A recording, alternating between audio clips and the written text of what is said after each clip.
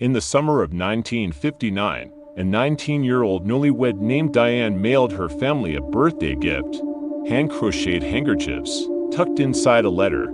It was the last time they ever heard from her. What followed was silence, questions, and a decades-long mystery. A missing wife, a husband who claims to remember nothing, a family forced to accept that the answers may never come. But this story didn't end in 1959, not entirely.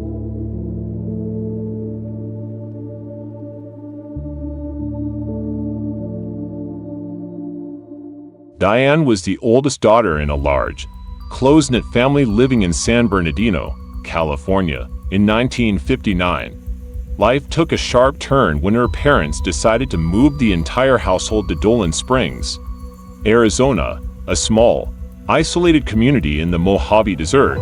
But Diane didn't go with them. Instead, she chose to stay behind in California. The reason? A teenage boyfriend named Bennie Milton Webb, just 16 at the time, young, impulsive, and in love. Diane made a decision that would change her life forever. Shortly after her family moved, Diane paid them a visit in Arizona. She stayed for a week and dropped a bombshell. She was pregnant, and she planned to marry Bennie. Her father strongly disapproved, but her mother and younger brother still traveled to California to attend her wedding. That was the last time any of them would see her for the next few months. Diane sent letters to her family. They were simple, updates, messages of love, brief details of her married life, and even handmade gifts. The final letter arrived on August 22, 1959, her younger sister's birthday. Inside were a few delicate handkerchiefs she had crocheted herself. And then, silence. Months passed. The holidays came and went. No cards, no calls, no word. Then, in late 1960, more than a year to that last letter, something strange happened. A letter arrived at Diane's parents' home, but it wasn't from Diane. It was from Bennie. In his letter, Bennie wrote as if Diane had simply left him. He said he thought she had gone back to her family in Dolan Springs. Surprised and confused, Diane's parents wrote back immediately, asking, "What happened to our daughter?" Bennie replied on January 5, 1961. In this second letter, his tone changed. He claimed he hadn't seen Diane in a very long time. He said the last time they were together, he gave her $100 and bought her a bus ticket, supposedly to go back to her family. After that, he received one more letter from her. She told him she had suffered a miscarriage. And then, nothing. He suggested they contact one of Diane's friends in California, but provided no details. It felt like a dead end. And for Diane's family, it didn't sit right. Diane's father wasn't about to give up. Desperate for answers, he traveled to Bennie's hometown, a remote desert city with a chilling name, Truth or Consequences, New Mexico. But instead of finding answers, he was met with threats. Bennie's brother was the chief of police. According to Diane's father, this man warned him to leave town, or else. He got the message loud and clear. He left, empty-handed, with more fear than hope. The implication was subtle, but unmistakable. Whatever happened to Diane, someone didn't want the truth to come out.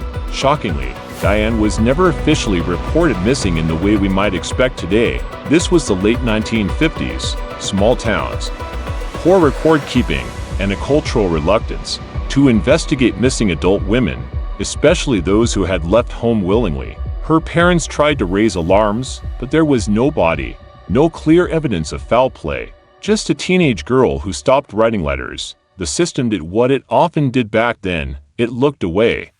In November 1967, nearly a decade after Diane vanished, skeletal remains were found in the Catalina Mountains of southern Arizona, hundreds of miles away from where Diane was last seen. Investigators quickly speculated that the bones might be hers. They ruled the death a suicide, with no DNA testing available at the time. They tried to hand the remains over to Diane's family, but her mother refused.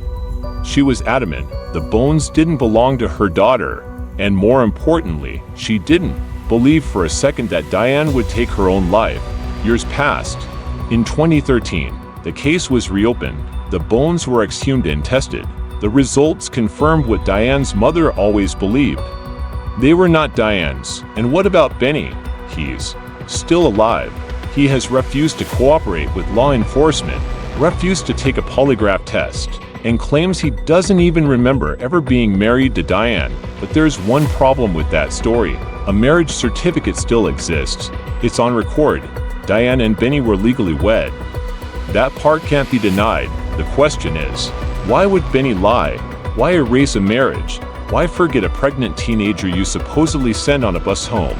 Unless remembering would mean explaining something he doesn't want to say. One final strange detail surfaces in 1961. In August of that year, 2 years after Diane vanished, someone using her name visited a dentist's office in California. There were no follow-up appointments, no confirmed identity, no way to verify if it was really her or someone pretending to be, but for her family, it was one more unanswered question. A faint echo from the past that offered no comfort. Diane's parents died never knowing what happened to their daughter, but her siblings have never stopped searching. They continue to share her story, to keep her memory alive, to chase leads that, even after 6 decades, feel cold to the touch, but never fully dead. This is a case with no rest, no trial, no body, just a missing girl, a husband who forgot her, and a family haunted by silence. There's a quote, often used in cold case files: "The dead can't cry out for justice. It's the duty of the living to do it for them." Diane's story is a painful example of how easily someone can vanish, and how stubbornly silence can hold its ground. But stories like hers remind us why we keep asking questions, why we don't stop looking. Somewhere out there, someone remembers. And maybe, just maybe, they're ready to talk.